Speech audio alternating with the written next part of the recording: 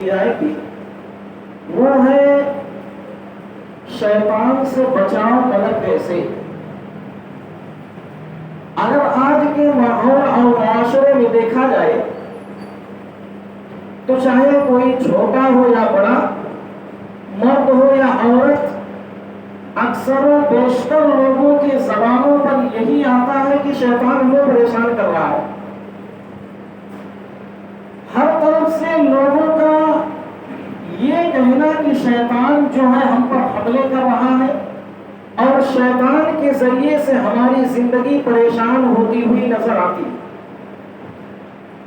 بالخصوص اگر اس کے اندر دیکھا جائے تو عورتوں کی ایک لاتعداد ایسی آپ کو ملے گی جن کے بارے میں یہ کہا جاتا ہے کہ ان پر کسی جن کا یا پھر کسی شیطان کا سایہ ہے جو ان کی زندگی کو پریشان کر کے رکھ دیا ہے۔ آج کے اس خطبہ جمعہ میں ہم یہ دیکھیں گے کہ اللہ رب العزت نے جو ہماری تخلیق کی ہے، ہمیں اس دنیا کے اندر بھیجا ہے، تو ہمارے سامنے جو ضروریات زندگی ہیں ان کو تو پیدا ہی کیا، اس کے بعد ہماری زندگیوں میں پریشانیاں جو آنے والی ہیں ان کے لیے بھی حل اللہ تبارک و تعالیٰ نے بتایا ہے۔ اگر ان طریقوں کا ہم استعمال کرتے ہیں تو یقیناً ہم ان ساری چیزوں سے بچ جائیں گے جن کے ذریعے سے ایک انسان کی زندگی پریشان ہو۔ اب انسان جو پریشان ہوتا ہے نا، اس کو تو سب سے پہلے یہ دیکھنا ہے کہ آیا جس فرمان کو اللہ تبارک و تعالیٰ نے نازل کیا ہے اس فرمان کے مطابق ہم زندگی گزارتے ہیں، پھر بھی شیطان کا ہم پر حملہ ہے، یا پھر ہم اپنی خواہشات کے مطابق زندگی گزار رہے ہیں، تب جا کر شیطان ہمیں پریشان کر رہا ہے۔ سب سے پہلے تو ہم یہ دیکھنے کی کوشش کریں گے کہ اللہ رب العزت نے قرآن کریم کے اندر ارشاد فرمایا لا تتبعوا خطوات الشیطان، یعنی تم شیطان کی اتباع، شیطان کی پیروی نہ کرو۔ انہ لکم عدو مبین، کیونکہ وہ تمہارا کھلا ہوا دشمن ہے۔ ایک انسان جب اس کی پیدائش ہوتی ہے، بچہ جب پیدا ہوتا ہے، پیدائش سے لے کر جب تک کہ اس کی روح نکل نہیں جاتی تب تک شیطان اس کے پیچھے لگا رہتا ہے، اور وہ شیطان اس کو طرح طرح سے ضلالت و گمراہی کے راستوں پر بھی ڈالتا ہے، اور جتنا ممکن ہو سکتا ہے اس انسان کو پریشان کرنے کی کوشش کرتا ہے۔ اور یہ پریشانیاں جو ہوتی ہیں کئی طرح کی ہوتی ہیں۔ تو سب سے پہلے جب ہمیں یہ معلوم ہوا کہ اللہ تبارک و تعالیٰ نے صاف طور پر یہ ظاہر کر دیا کہ تم شیطان سے اپنے آپ کو بچاؤ۔ کیوں بچاؤ؟ کہ وہ تمہارا کھلا ہوا دشمن ہے۔ اور شیطان نے تو اللہ تبارک و تعالیٰ سے بھی چیلنج کیا کہ اللہ تبارک و تعالیٰ میں تیرے بندوں کو بھٹکاؤں گا، میں تیرے بندوں کو پریشان کروں گا، لیکن اللہ تبارک و تعالیٰ نے یہ بات ضرور کہی تھی کہ جو میرے محبوب بندے ہوں گے جن کے اندر ایمان نام کی چیز ہوگی ان پر تیرا کوئی جادو اور کوئی اثر چلنے والا نہیں، تو انہیں نہیں بہکا پائے گا۔ لیکن جب ہمیں یہ معلوم ہوتا ہے کہ شیطان جو کہ ہمارا دشمن ہے تو ہم اس کی دشمنی کو اپنا رہے ہیں یا اس کی دشمنی سے دور بھاگتے۔ دنیا میں اگر ہمیں کسی کے بارے میں معلوم ہو جائے کہ فلاں شخص ہمارا دشمن ہے تو ہم انسانوں میں یہ فطرت ہوتی ہے کہ اس دشمن سے ہمیشہ دور بھاگتے ہیں، اس سے بچنے کی کوشش کرتے ہیں۔ کیوں کرتے ہیں؟ وہ اس لیے کہ یہ ہمارا دشمن ہے اور ہمیں کبھی بھی نقصان پہنچا سکتا ہے۔ اب جب اللہ تبارک و تعالیٰ نے یہ بات کہہ دی کہ تم شیطان سے بچو، یہ تمہارا دشمن ہے، تو اب ہم شیطان سے دور نہیں بھاگتے بلکہ شیطان سے دوستی کرتے، جو ہمارا دشمن ہے اس کے بتائے ہوئے طریقے پر چلتے، ہم اس کے تمام تر وہ راستے اپناتے ہیں جس سے اللہ تبارک و تعالیٰ اور اللہ کے نبی صلی اللہ علیہ وسلم نے منع کیا۔ اور اس کے باوجود جب شیطان ہم پر حملہ کرتا ہے، شیطان ہمیں پریشان کرتا ہے، تو ہم یہ سوال کرتے اور اس طرح کا رونا روتے ہیں کہ شیطان نے تو ہمیں پریشان کر دیا، ہماری بچوں کو شیطان پریشان کر رہا ہے، یا پھر ہماری زندگی جو ہے، جو زندگی ہم گزار رہے ہیں اس میں شیطان ہمیں ہر طرح سے پریشان کیا۔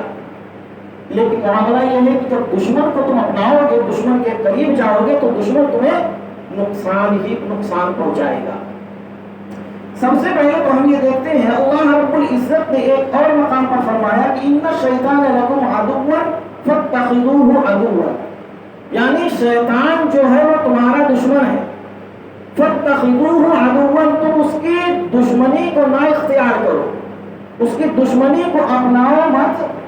انما یدعو حزبۃ، یعنی اگر کوئی شخص ایسا ہے کہ جو اس کی دشمنی کو اپناتا ہے تو بے شک وہ اپنے گروہ والوں کو، یعنی وہ اپنے پاس لوگوں کو صرف اس لیے بلاتا ہے کہ وہ تمہیں جہنم رسید کروا سکے۔ کس لیے؟ اس لیے کہ جو شیطان کے راستے پر چلے گا تو اس کا اصل مقصد ہی ہے کہ شیطان سیدھے راستے سے لوگوں کو بھٹکا کر غلط راستے پر ڈال دے، اور جب آپ غلط راستے پر چلے گئے تو شیطان اپنے اس منصب میں اور اپنے اس سوچ میں، اپنے مقصد میں کامیاب ہو گیا۔ تو جب اللہ تبارک و تعالیٰ نے کہا کہ تم اس کی دشمنی کو نہ اپناؤ، تو ہمارے لیے بہتری اسی میں ہے اور بھلائی اسی میں ہے کہ ہم اس کے اس راستے کو چھوڑ دیں جو راستہ ہے شیطان کا۔ سب سے پہلے اس میں ایک نقطہ ہم یہ دیکھتے ہیں، شیطان جو ہے نا ہمیں کس طرح سے بہکاتا ہے۔ شیطان ہمارے ذہنوں کے اندر سب سے پہلے وسوسہ ڈالتا ہے۔ کوئی بھی شخص ہے جو یہ بات ہرگز نہیں کہہ سکتا کہ مجھے وسوسے نہیں آتے، چاہے وہ کوئی عالم دین ہو یا کوئی ایک عام سا آدمی ہو، ہر انسان کے ذہن میں وسوسے آتے ہیں۔ اور یہ وسوسہ جو ہے نا شیطان کیسے ڈالتا ہے؟ اللہ کے نبی صلی اللہ علیہ وسلم نے فرمایا یأتی الشیطان احدکم فیقول من خلق کذا من خلق کذا، یعنی شیطان ایک انسان کے پاس آتا ہے اور اس سے یہ کہتا ہے کہ من خلق کذا، اسے کس نے پیدا کیا؟ پھر وہ کہتا ہے اس چیز کو کس نے پیدا کیا؟ یہ وسوسہ ڈالنے کے بعد ایک وقت ایسا آتا ہے کہ یقول من خلق ربک، یعنی وہ شیطان ہمارے ذہنوں میں یہ وسوسہ ڈالتا ہے کہ جب اس چیز کو کس نے پیدا کیا، اس کو کس نے پیدا کیا، پھر وہی کہتا ہے کہ تمہارے رب کو کس نے پیدا کیا۔ یہ وسوسہ ایسے ہی ہے کہ جس طرح سے شیطان دوسری چیزوں کو گرانے کے بعد آخر میں ایک انسان کے ایمان پر حملہ کرتا ہے۔ تو جب وہ شیطان کہتا ہے کہ تمہارے رب کو کس نے پیدا کیا، تو اللہ کے نبی صلی اللہ علیہ وسلم نے فرمایا فَإِذَا بَلَغَهُ فَلْيَسْتَعِذْ، جب تم میں سے اس طرح کے وسوسے کسی کے ذہن میں آئے تو کیا پڑھے؟ اعوذ باللہ من الشیطان الرجیم۔ جب بھی انسان کو کوئی وسوسہ اس کے ذہنوں میں آئے، اور ایسے وسوسے جن کا تعلق اس کے ایمان سے ہو، یا ایسی چیزیں کہ جب وہ انسان اس چیز کے بارے میں خیر نہ دیکھے تو اس کے لیے بہتر یہ ہے کہ وہ شیطان سے پناہ مانگے۔ وسوسہ زیادہ تر کب آتا ہے؟ ایک انسان جب کسی عبادت کے اندر یا پھر تنہائی کے اندر ہوتا ہے، اس وقت انسان کو وسوسہ زیادہ آتا ہے۔ کیسے؟ مثال کے طور پر ایک انسان جو ہوتا ہے جب تک اپنے دنیاوی کاموں میں مشغول ہوتا ہے اسے وسوسہ نہیں آتا، لیکن جو ہی وہ نماز میں کھڑا ہوتا ہے، یہ سب کے لیے بات ہے چاہے وہ مرد ہو یا عورتیں، جو ہی وہ نماز میں کھڑا ہوتا ہے نیت باندھا اس کو طرح طرح کی باتیں یاد آتی ہیں، ایسی باتیں اس کو یاد آتی ہیں جو کبھی وہ سوچتا ہی نہیں ہے۔ یہی چیز ہے وسوسہ۔ یہ شیطان جو ہے نا ہماری ذہنوں کو بھٹکانے کے لیے ہمیں اللہ تبارک و تعالیٰ کی عبادت میں خلوص پیدا کرتی ہیں، جو ہم اس کو ہٹانے کے لیے شیطان دوسری باتوں کو ہمارے ذہنوں میں لا کر ڈالتا ہے تاکہ یہ شیطان اپنے اس مقصد میں کامیاب ہو جائے، نماز سے ہمیں پھیر دے یا اسی طرح سے نماز میں ہماری کمی کر دے۔ اور جب یہ وسوسے ہمارے ذہنوں میں آتے ہیں تبھی جا کر ہم نماز میں بھولتے ہیں۔ ہوتا ہے بعض دفعہ آدمی ہوتا ہے کہ ایک رکعت پڑھا تو ایک ہی رکعت میں بیٹھ کے سلام پھیر دیا، بعض دفعہ ایسا ہوا ایک سجدہ کیا ایک سجدے ہی نہیں کیا۔ یہ ساری چیزیں صرف وسوسے کی بنا پر آتی ہیں، اور یہ چیزیں اس لیے آتی ہیں کہ یہ شیطان ہماری ذہنوں میں لا کر یہ بات ڈالتا ہے۔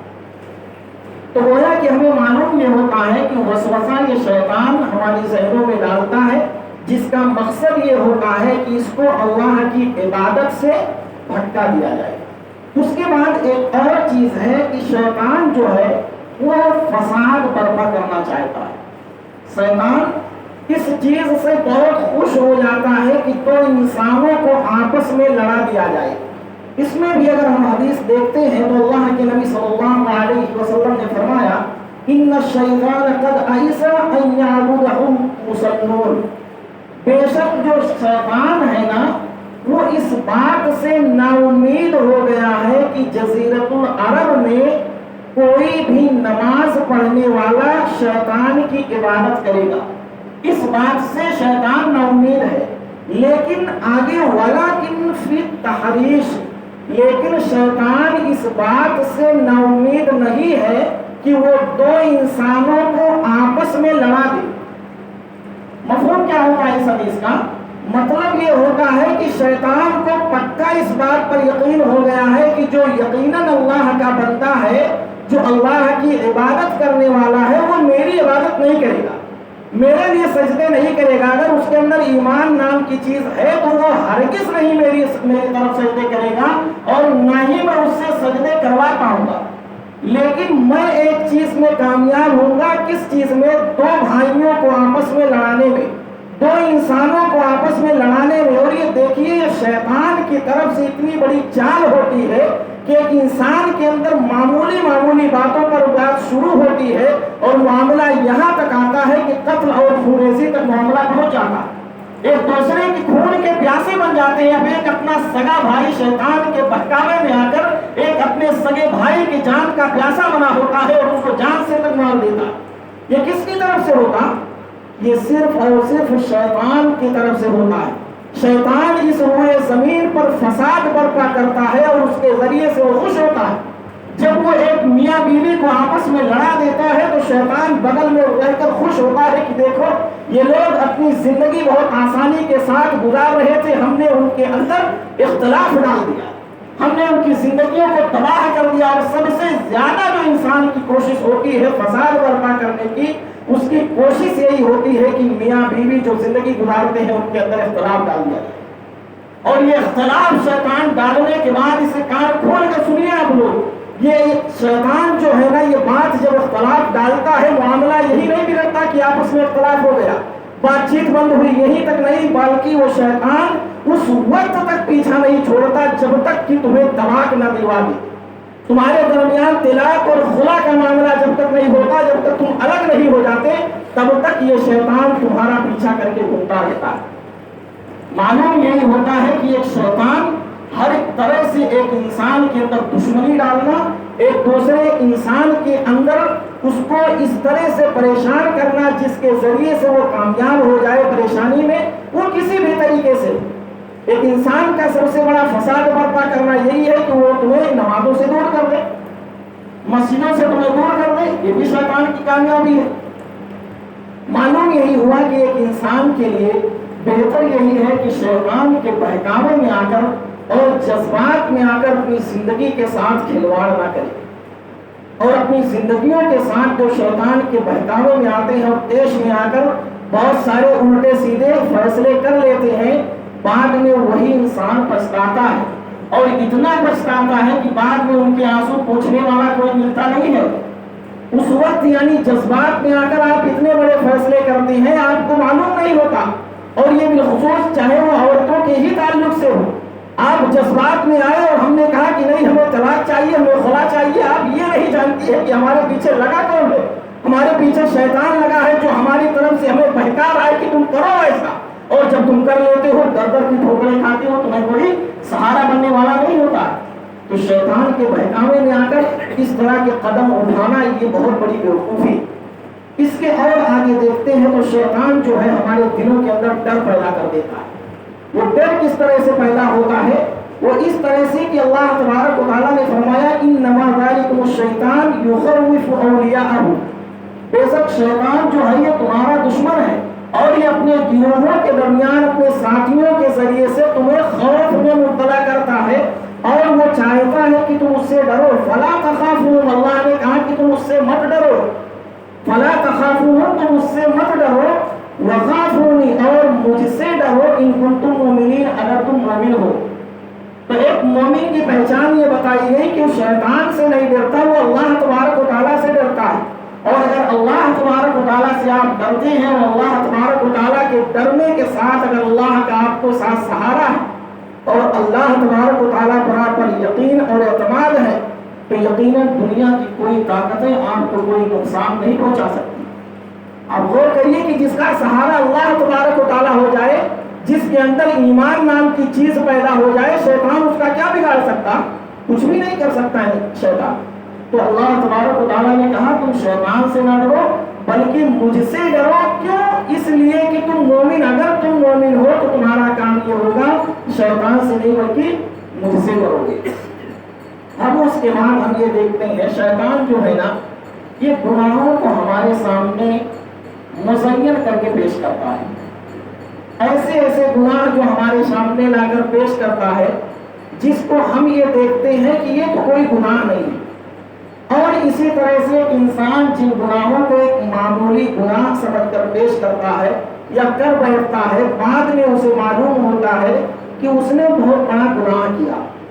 اللہ رب العزت نے قرآن کریم کے اندر ارشاد فرمایا وَجَدْتُهَا قَوْمَهَا يَسْجُدُونَ لِلشَّمْسِ مِن دُونِ اللَّهِ، یعنی ان کی قوم کے لوگوں نے یا انہوں نے اپنی قوم کو پایا اس حال میں يَسْجُدُونَ لِلشَّمْسِ کہ وہ لوگ سورج کے سجدے کرتے تھے، من دون اللہ اللہ تبارک و تعالیٰ کے علاوہ، وَزَيَّنَ لَهُمُ الشَّيْطَانُ أَعْمَالَهُمْ اور شیطان اس کے ان اعمال کو مزین کر کے پیش کر رہا تھا. یہ ذکر ہے ایسے لوگوں کا کہ جو لوگ بتوں کی عبادت کرتے تھے یا اسی طرح سے شیطان نے انہیں ڈائریکٹ بت کے سامنے سجدہ کرنے پر نہیں ابھارا بلکہ انہیں کچھ چیزیں ایسی لا کر پیش کی جن کے ذریعے سے پہلے ان کے دل کو پختہ کیا جائے. جیسے ان کے جو بڑے بزرگ تھے سب سے پہلے ان کے ذہنوں میں لا کر یہ بات ڈالی اور کہا کہ دیکھو یہ تمہارے بڑے بزرگ تھے، تم ان کی تعظیم کے لیے کوئی ایک دن مقرر کر لو اور تم سب بیٹھ کر ان کی تعظیم میں کچھ قصے اور کہانیاں سناؤ، ایک دوسرے کو ان کی تعریف کرو.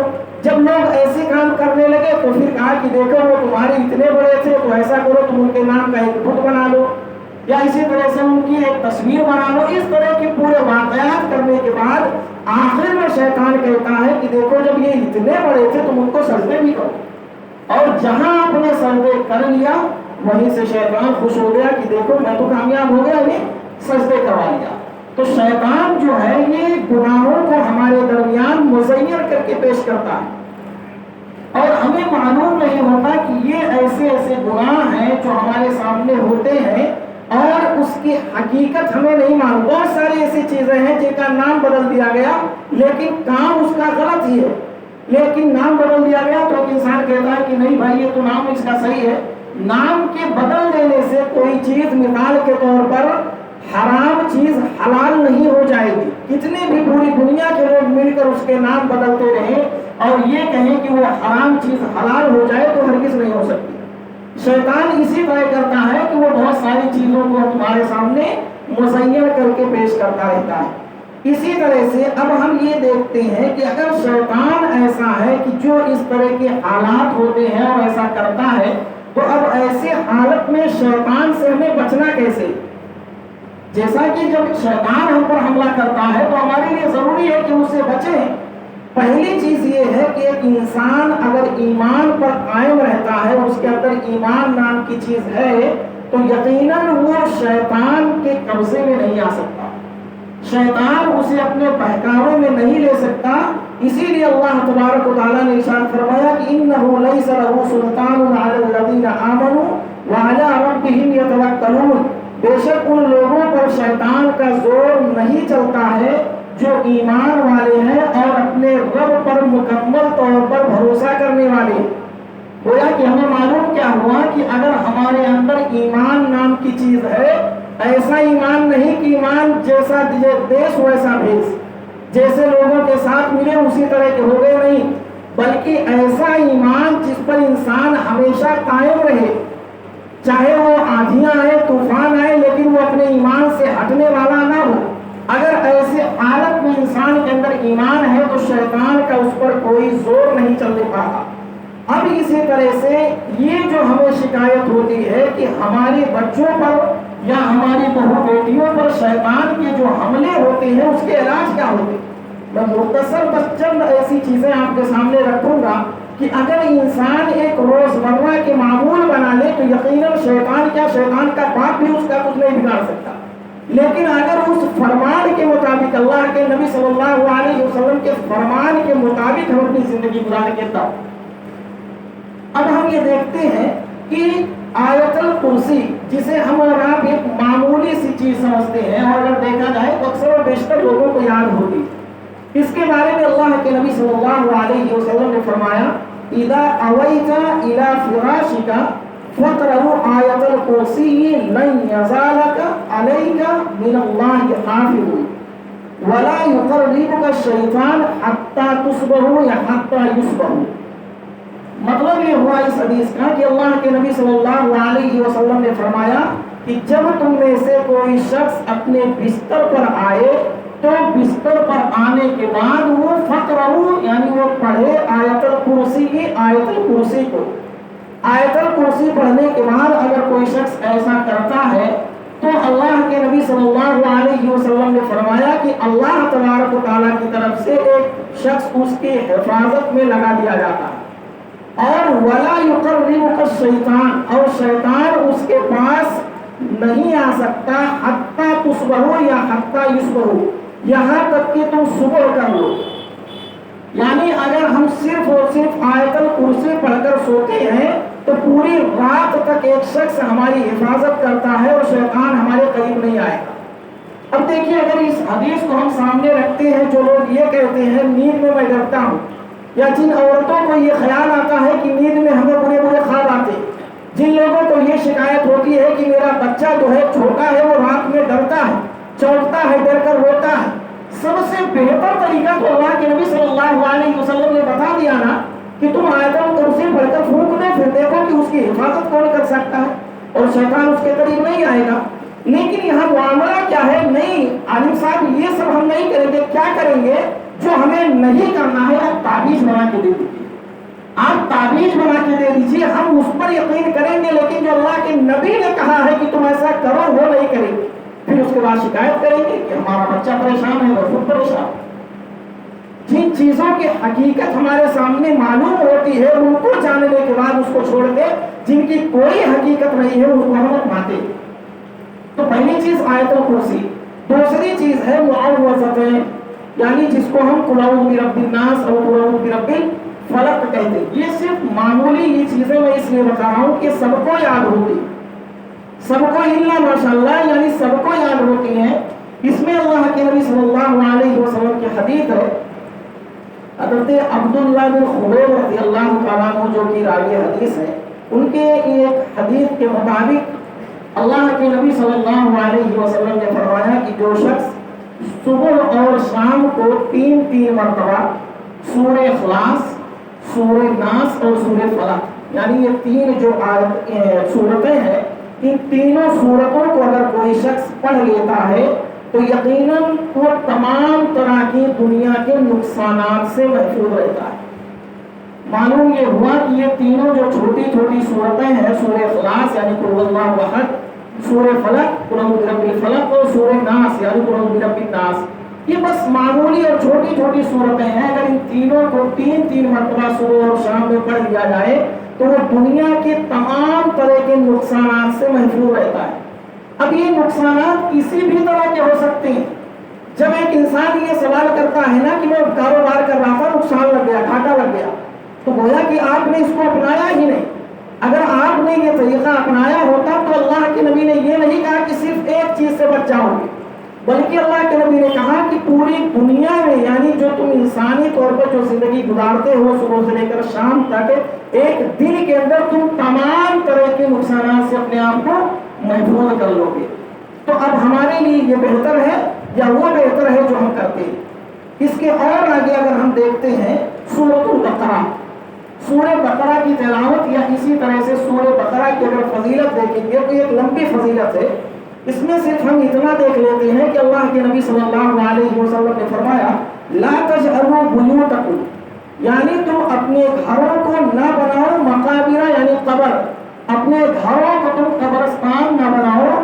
ان الشیطان ینفر من البیت الذی یقرأ فیہ سورۃ البقرہ، بے شک شیطان اس گھر سے بھاگتا ہے جس گھر کے اندر سورہ بقرہ کی تلاوت کی جاتی ہے. یعنی اللہ کے نبی صلی اللہ علیہ وسلم نے تو پہلی بات یہ کہی کہ تم اپنے گھر کو قبرستان نہ بناؤ. قبرستان ہی وہ جگہ ہے جہاں پر قرآن پڑھنے سے منع کیا گیا. گویا کہ اگر ہم اپنے گھروں کے اندر قرآن کی تلاوت نہیں کرتے ہیں تو گویا ہمارا حال یہ ہے کہ ہم اپنے گھروں کو قبرستان بنا چکے. اگر ایک انسان ایسا ہے جو اپنے گھروں کے اندر قرآن کی تلاوت کرتا ہے بالخصوص سورہ بقرہ کی، تو اللہ کے نبی صلی اللہ علیہ وسلم نے فرمایا کہ اس گھر کے اندر شیطان کا داخلہ ممنوع ہوتا ہے. شیطان اس گھر کے اندر داخل نہیں ہو پاتا.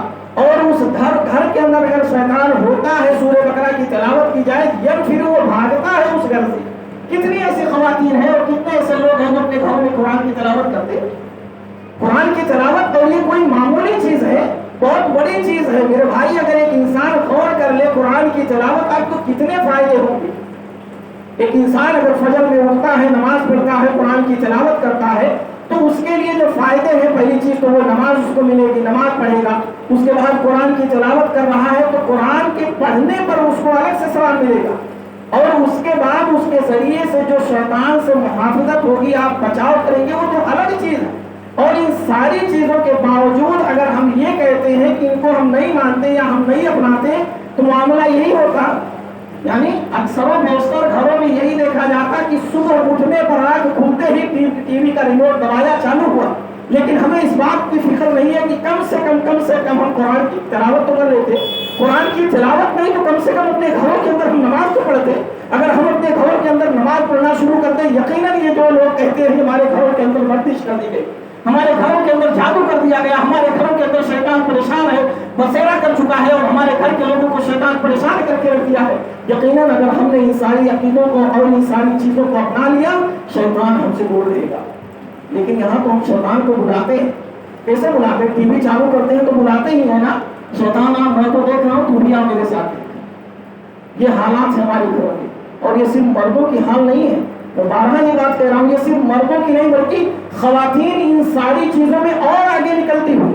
ان کے پاس اگر ایک وقت ملتا ہے تھوڑی دیر، اس میں انہیں یہ فکر ہوگی چلو اللہ کی ذکر و اذکار کر لے، چلو کم سے کم کچھ دعائیں کر لیں، کچھ پریشانیاں ہیں وہ اللہ تبارک و تعالیٰ کے سامنے رو لے گڑگڑا لے. بلکہ معمولی سے اگر ہمیں وقت ملتا ہے، چلو اس وقت کون سا وقت چل رہا ہے، فلاں سیریل آ رہا ہوگا، چلو اس کو دیکھتے. یہ حال ہے. اس کے بعد ہم یہ کہتے ہیں شیطان ہمارے گھروں میں بسیرا بنا چکا ہے. اس کے بعد ایک آخری چیز میں آپ کے سامنے ذکر کر کے اپنی بات ختم کر رہا ہوں. نماز جو ہے یہ اس میں اپنے گھروں کے اندر اہتمام کیا جائے. اگر ہم نے اپنے گھروں کے اندر نماز کا اہتمام کر دیا تو یاد رکھیے اللہ کے نبی صلی اللہ علیہ وسلم کی حدیث ہے کہ جب کوئی شخص اپنے گھر کے اندر داخل ہوتا ہے اور وہ سلام کرتا ہے اور اسی طرح سے کھاتے وقت وہ بسم اللہ پڑھتا ہے تو اس وقت یعنی شیطان کا اس کے اندر بسیرا نہیں ہوتا، بلکہ شیطان جو ہے وہ مایوس ہوتا ہے اور اپنے ساتھیوں سے کہتا ہے کہ دیکھو اس گھر میں نہ تو ہمارے لیے کھانا ہے اور نہ ہی ہمارے لیے قیام ہے. یعنی نہ ہم اس میں ٹھہر سکتے ہیں نہ ہی ہمارے لیے کھانا ہے. اس لیے کہ اس میں داخل ہونے والا سلام کر کے گھر کے اندر داخل ہوا اور جب یہ کھانا کھا رہا تھا تو یہ بسم اللہ پڑھا ہے. لیکن اسی کے برعکس اللہ کے نبی صلی اللہ علیہ وسلم نے یہ بات بھی کہہ دی اور کہا کہ اگر کوئی شخص ایسا ہے جو گھر میں داخل ہوتے وقت سلام نہیں کرتا ہے اور کھانا کھاتے وقت بسم اللہ نہیں پڑھتا ہے تو پھر شیطان خوش ہوتا ہے اور اپنے ساتھیوں کو کہتا ہے کہ آؤ اس گھر کے اندر ہمارے لیے قیام ہے اور ہمارے لیے کھانا بھی موجود ہے. اور پھر اس گھر کے اندر شیطان کا قیام ہوتا ہے اور ایک انسان یعنی جس طرح سے اپنے لیے تو کھاتا ہے لیکن معلوم یہ ہوتا ہے کہ وہ شیطان کے لیے اس کھانے کو چھوڑتا ہے.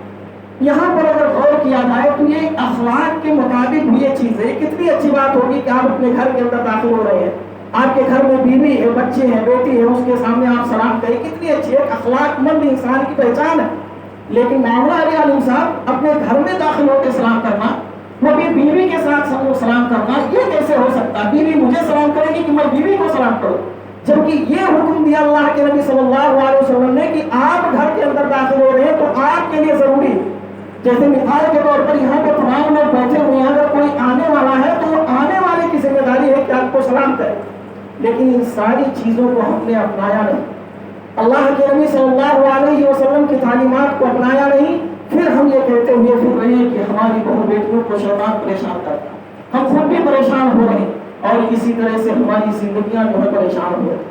खुलासे कलाम मेरा यही निकलता है कि मेरे भाई, शैतान की जब तक तुम दोस्ती इख्तियार करोगे वो शैतान हमेशा तुम्हें नुकसान पहुंचाएगा। अगर तुम शैतान से दूर भागोगे तो अपनी जिंदगी में कामयाब होगे। और ये शैतान, जैसा कि हमने कहा कि जब तक तुम्हारे दरमियान दुश्मनी और इख्तलाफ नहीं डाल देता, तुम्हें अलग नहीं कर देता, तब तक ये शैतान खामोश नहीं बैठता है। जरूरत इस बात की है, चाहे हम मर्द हो या औरतें, अल्लाह के नबी सल्लल्लाहु अलैहि वसल्लम के फरमान के मुताबिक अगर जिंदगी गुजारते हैं तो हम खुद भी शैतान से महफूज रहेंगे, हमारी बहू बेटियां और हमारे बच्चे भी शैतान के मकर फरेब और उसकी गुमराही से महफूज रखेंगे। अल्लाह तबारक व तआला से दुआ है कि अल्लाह तबारक व तआला हम तमाम लोगों को शैतान के बहकावे से महफूज रखे। अल्लाह रब्बुल इज्जत हम तमाम लोगों को शैतानी जो वसवसे हमारे ज़हनों में आते हैं उन वसवसों से महफूज रख। अल्लाह तबारक व तआला हम तमाम लोगों को शैतान की दुश्मनी से दूर रख। अल्लाह तबारक व तआला जब तक इस दुनिया में हम जिंदा रहें, ईमान और इस्लाम पर जिंदा रहें और हमारा खात्मा हो तो खात्मा भी खैर हो। अल्लाह तबारक व तआला इससे पहले हमसे जो कुछ गलतियां कोताहियां हुई, हमारी गलतियों को माफ फरमा। अल्लाह तबारक व तआला हम में से हर शख्स के अंदर कुछ न कुछ कमियां और कोताहियां हैं, हर इंसान से कुछ गलतियां और कोताहियां होती रहती है। अल्लाह तबारक व तआला तो हमारी उन गलतियों को दूर फरमा। अल्लाह तबारक व तआला तो हमारी उन गलतियों को माफ फरमा। अल्लाह तबारक व तआला हमसे जो भी जिस तरह की गलती हुई, अल्लाह तेरे इस घर के अंदर बैठ कर हम दुआ करते हैं, अल्लाह हम नादिम और शर्मिंदा है, अल्लाह तबारक व तआला तो हमारी गलतियों को माफ फरमा। अल्लाह तबारक व तआला हमारे वो मुसलमान भाई जो किसी परेशानी के अंदर मुलव्वस है, अल्लाह तबारक व तआला तो उनकी परेशानी को दूर फरमा। अल्लाह तबारक व तआला हमारे वो अहबाब जिनका इंतकाल हो चुका, अल्लाह उनके कब्र को नूर से भर दे। अल्लाह तबारक व तआला अगर उन्हें कब्र के अज़ाब हो रहा हो तो उनके अज़ाब को दूर फरमा। अल्लाह रब्बुल इज्जत हमारे मियां बीवी के दरमियान जो इख्तिलाफ बर्पा होते, अल्लाह तबारक व तआला शैतान के जरिए से ये चीजें होती, अल्लाह तू उसे खत्म कर दे। अल्लाह तबारक व तआला हम तमाम लोगों के एक दूसरे के साथ मिलजुल कर जिंदगी गुजारने की तौफीक अता फरमा। अल्लाह रब्बुल इज्जत हमारी वो माएँ बहनें जो भी औलाद है, अल्लाह तबारक व तआला तुम्हें औलाद से नवाज दे। अल्लाह रब्बुल इज्जत हमारी वो अहबाब जो किसी बीमारी के अंदर मुलव्वस हो चुके हैं, अल्लाह तबारक व तआला तुम्हें सेहत कामिला अता फरमा। अल्लाह रब्बुल इज्जत तू तमाम तरह की इस दुनिया के अंदर उनकी हिफाजत फरमा और शैतान से उनकी हिफाजत फरमा। आमीन। व आखिरु दावाना अनिल हम्दुलिल्लाहि रब्बिल आलमीन।